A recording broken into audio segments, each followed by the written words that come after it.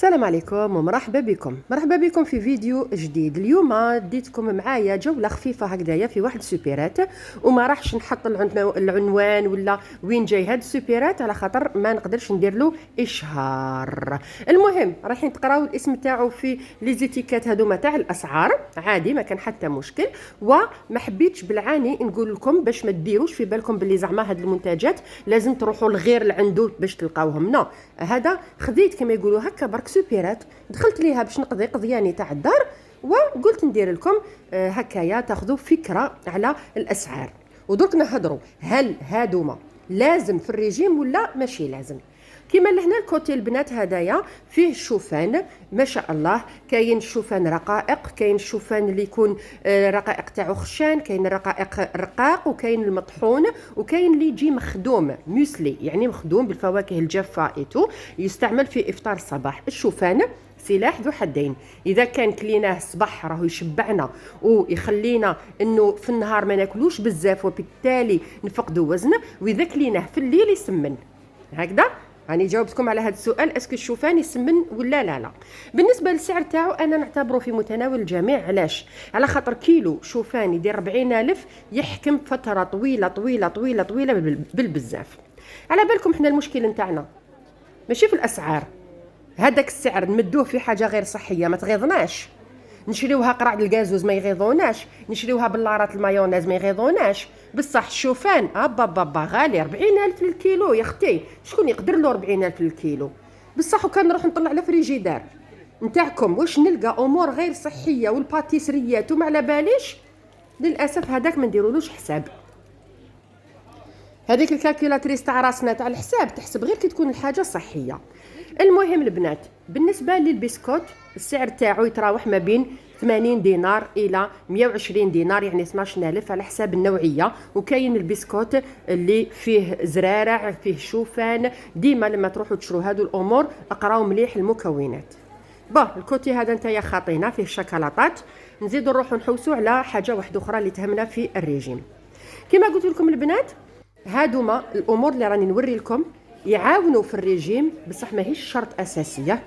هادو الناس اللي عندهم رايحه تشري كاطو، علاه تشري كاطو ماشي مليح؟ تقدري تشري مثلا كيما هذا مخدوم بالشوفان 0% سكر مضاف، يعني السكر اللي دايرين له سكر طبيعي محلى بستيفيا ولا بانواع السكر الصحيه.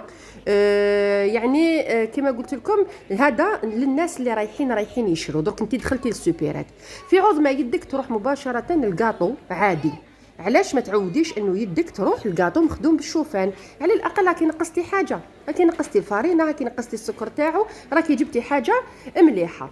وبالنسبه للاسعار جينيرالمون ما تلقاوهمش بزاف لا ديفيرونس، ماشي يعني كارثه. كيما هذا يدير 12,000، اللي وريت لكم دركا قبله يدير 11,000، يعني مقارنه بالكاطو العادي راهو كيف.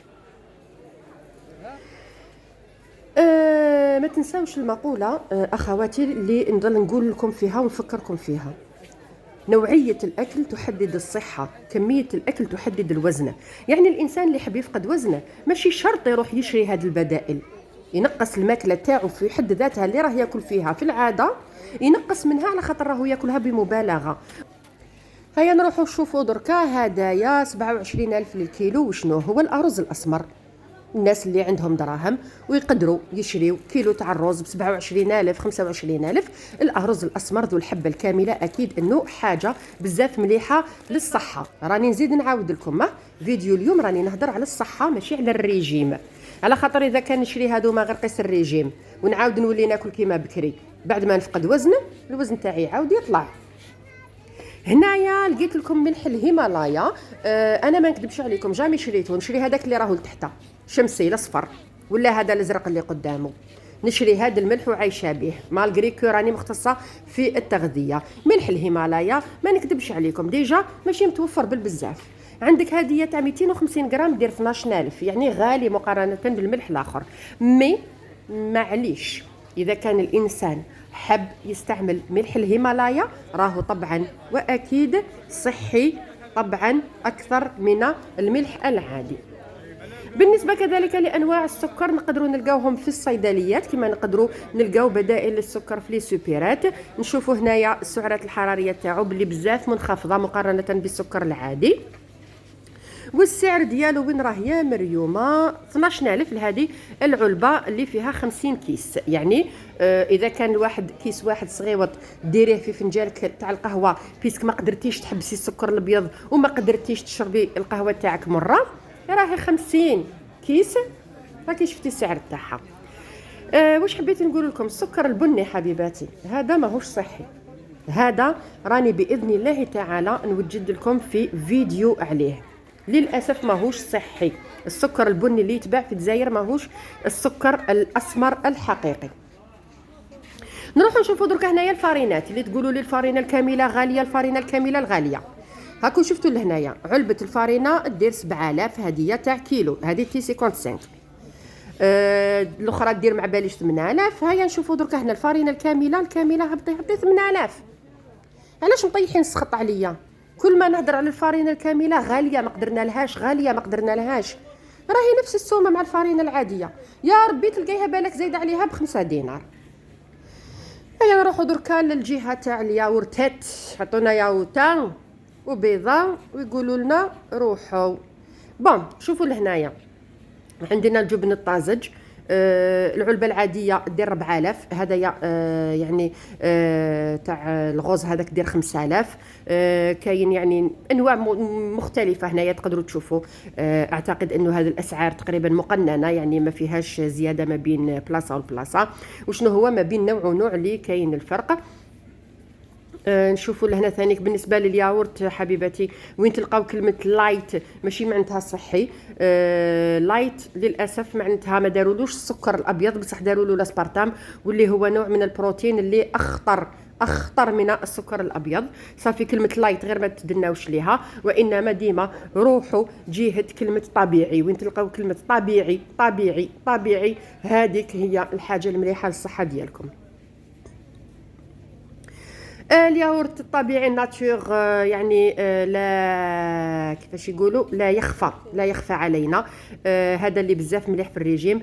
اذا كان حبيتي تعتمديه مثلا كوجبه عشاء، علبه ولا علبتين في الليل، تزيدي عليهم عصره تاع الليمون، شويه تاع زريعه الكتان ولا بذور الشيا، راح تعطيك واحد الشبع ما شاء الله. ونفضل الياغورت الطبيعي في الليل على الجبن الطبيعي على خاطر ناقص من ناحيه الدسم. نزيدو نروحو ندورو شويه منايا من جهه الفرامج. كذلك بالنسبه للاجبان، انا مانيش ضد الاجبان، يعني كامل الاجبان نقدروا ناكلوهم على خاطر اصلا ما ناكلوهمش بمبالغه. مهما يكون رايحين يعني حاجه اللي نرفدوها غير بالمغرفه ونطليو ولا، لكن مالغريتو نفضل انه ديما نقراو المكونات ونقراو نسبه السعرات الحراريه ونشوفوا اقلها من ناحيه السعرات الحراريه هذيك اللي نستفادوا منها كما يقولوا من جهتين، واحده من جهه الريجيم والثانيه من جهه الصحه ديالنا.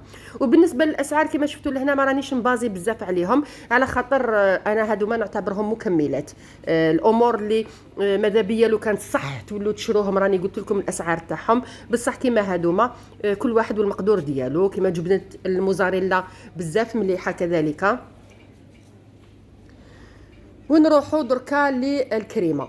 الكريمه نستعملوها بزاف في الطبخ ديالنا، بزاف الاطباق اللي تستلزم وجود الكريمه. هنا ثانيك اللي ماذا بيا لو كان ديما تقراو العلبه تاعكم ولا القاروره تاع الكريمه الطازجه باش تشوفوا نسبه الدسم فيها. قد ما كانت نسبه الدسم تاعها عاليه قد ما طبعا راهي عاليه في السعرات الحراريه. الاقصى اللي هنايا جينيرالمون في الجزائر 35 بالمئة مادة دسمة. كما هادية نتوما حاولوا ديما تشروا اللي تحت 35. كاين مثلا تاع 12%، هذه 20%. شوفوا لهنا هاي ديجا قدامها برك، هذه 35%، هذه 20%. رانا ديجا نقصنا خير وبركة. نزيدو نشوفوا هذا النوع اللي هنايا، هذه مخففة اليجي هي مكتوب فيها. نحوس ما لقيتش وين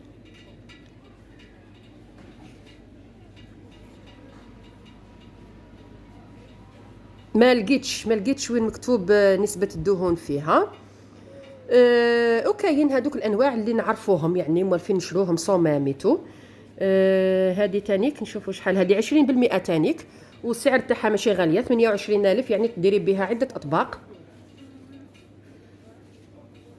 هنا راني بالعاني خليت لكم الاسعار يبانوا على خاطر كما قلت لكم حاجه اللي نستعملوها في الطبخ تاعنا. هذه 29%. شفتوا ما بين نوع ونوع غير تقراو راح تلقاو يعني نسبه الدهون اللي فيها. هذه 35%. هذيك غير بعدوا عليها، هذيك العلبه الصغيره هذيك غير بعدوا عليها. انا ننصح بهديه، هذه بزاف نحبها. صمام هديه 12%. كاين حتى تاع 9%، اذا لقيتو تاع 9% ولا اقل طبعا هذاك الشيء احسن. وكاينه هذه كذلك اللي نشوفوها بزاف لا بوبليسيتي تاعها في لاتيلي، ثاني خفيفه ومليحه يعني في البنه. وتعجبني انه لما نخدموا بها اطباق زعما وين لازم نطلعوا شويه هذيك الكريمه تاعنا تطلع يعني تعطيك قوام.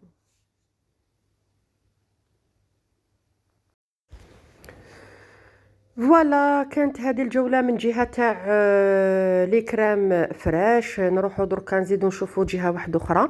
رحت لجهة الزبدة، لكن ما لقيتش يعني حاجة كبيرة. كانوا بعض الأنواع المستوردة، بعض الأنواع المحلية، وأكيد أنه الأسعار تاعها للأسف غالية. وفي بعض الأحيان نشريو الزبدة ونلقاو فيها ريحة ماشي مليحة.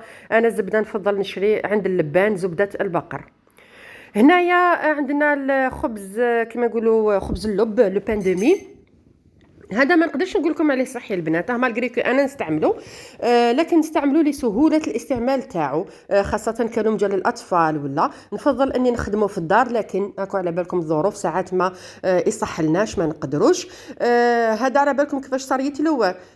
تعرفوا المثل اللي يقول لك العمش في بلاد العميان ينصبوه ملك، هذا مقارنة بأنواع الخبز الأبيض هذا خير.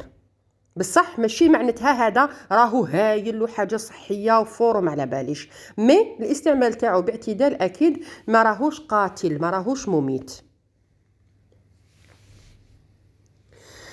نضربوا دورة دركا لجهة الحليب، مالغري كو ما نشريش انا كامل الحليب من ناحيته من الدار. كذلك بالنسبه للحليب تقدروا تختاروا قبل ما تشرو. كما هنايا هذه صح دير 40,000 تاع 500 غرام، لكن هذا راهو خاص راهو منزوع يعني الدسم 100%، ما فيه والو دسم. مي كاين اللي منزوع جزئيا، كاين اللي مدعم بالكالسيوم. الناس اللي عندهم مثاكل اللي عندهم مشاكل في هشاشه العظام كي يشروا هكا الحليب البودره يشريو المدعم بفيتامين دي وبالكالسيوم، على خاطر هذاك اللي ماشي مكتوب فيه مدعم راهو حليب بودره عادي. اما بالنسبه لحليب شكاره للاسف راكو على بالكم، خاصه الناس اللي عندهم هشاشه العظام من الاحسن ما تشربوهش، ما تشربيش كامل الحليب ولا تقولي راني نشرب تاع شكاره، على خاطر راهو يزيد يضرك. طبعا الاسعار تختلف على حساب اذا كان المنتوج هذاك محلي يعني يخدموه لهنا في الجزائر ولا استوردوه، لكن جينيرالمون للاسف الحليب هكايا نتاع البودره جاي غالي، والناس ما يقدروش عليه على هذيك اللي مالغريكو على بالهم باللي الحليب تاع شكاره ماشي مليح هكذاك ومازالهم يشربوا فيه. وطبعا كاين الحليب السائل، يعني كنا نشوفوا دركا في الغبره الحليب، مي الحليب السائل كذلك كاين بعض الانواع كيما هكذايا منسور تاع صمام كيما راكم تشوفوا يدير 12,000 للتر. اكيد انه غالي، على هذيك اللي راني نقول لكم باللي ماشي ضروري في الريجيم. انا شخصيا كنت نشرب شكاره تاع الحليب تاع 2500 كي كنت ندير في الريجيم ديالي. هادوما كما راكم تشوفوا 84,000 علبه على جال افطار الصباح. صافي على هذيك ما طولتش الدورات لهنايا، ثم رحت وين الناس بزاف مهتمين لي بات، على خاطر بزاف ناكلوا العجاجن. حبيت نوري لكم باللي لي بات يعني العجاجن اللي يكونوا مخدومين بالقمح الكامل الاسعار تاعهم ماهيش بعيده على الاسعار تاع لي بات العاديه. هنا مثلا كيما سباغيتي تلقاها نفس السعر الكامله مع البيضاء. تروحي من جهة المقارون من جهة الكسكس تاع الشعير تاع كسكس القمح تلقاوهم نفس الأسعار البنات. يعني كيما موالفة تشري الباكي ب10,000 في العادة تلقايه بالك كي كامل 11000 10500. يعني ما كان له ديروا لنا الضجه على يعني المعجنات الكامله باللي غاليه. وشنو هو المشكل تاعها؟ ماشي متوفره بزاف، ماشي كامل الحوانت وماشي كامل لي سوبيرات يجيبوه. هي بوكو بلوس تلقاو في لي سوبيرات اللي كبار شويه، ماشي في الحانوت تاع الحومه. بالعاني راني نخلي لكم لهنايا لي بري باش تشوفوا باللي كيما هديه مقارون اللي جايين دي كود هكذاك، هاي ليك دير 10000. غير تدناي تلقاي نفس النوع بصح في البيضاء كيف نفس السعر ب 10000. بصح كاين عفوا حاجه اللي ما تغفلوش عليها، انه هادو المعجنات اللي مخدومين بالقمح الكامل يشبعوا اكثر. يعني اذا موالفه طيبي 3 باكيات بالكامله، طيبي 2 باكيات ويفضل منهم، على خاطر فيهم بزاف الالياف. تانيك كاين اللي سقساوني على الارز البسمتي، هل هو صحي؟ الارز البسمتي هو ارز ابيض مقشر، برك نوع من انواع الارز. يعني الارز الصحي هو الارز الاسمر اللي وريته لكم قبيلات، اللي تجي الحبه تاعو كامله. بون هنايا زدت رحت كذلك شويه باش نشوف زعما كاش ما نطيح لكم في منتوج يكون شويه رخيص من هادو المنتجات تاع افطار الصباح. لقيتهم كامل السمات تاعهم في العلالي. ما ننصحش بهم للريجيم، غير اذا كان الانسان رايح يشري هذا الشيء. رايحه تشري حبوب افطار الصباح، اشريهم حاجه اللي تكون بالشوفان والشوكولا السوداء. هذه ما هي الشوكولا السوداء البنات، باش نتفاهموا. اذا تحبي شوكولا سوداء لازم تكون من النوعيه الرفيعه اللي تكون فيها نسبه الكاكاو 70% وروح فوق 70% كما هديه وطلع. هذه هي الشوكولا اللي نقولوا عليها سوداء وجيده للرجيم. وطبعا الاسعار تلعب دور، مثلا ما نروحوش نقولوا باللي هذه تاع 15000 كيما مثلا كوت دور، ولا نوع اخر اللي دير فوق 50 60 70 الف للعلبه. كل ما زاد السعر تاع الشوكولا راهي طبعا معناتها زادت في القيمه الغذائيه نتاعها والمكونات نتاعها ملاح اكثر. كان هذا الفيديو تاع نهار اليوم، ان شاء الله يكون عجبكم. مره واحده اخرى كاش ما نزيد نشوف لكم امور اخرى باذن الله تعالى، بالتوفيق للجميع، وغدا يوم افضل ان شاء الله.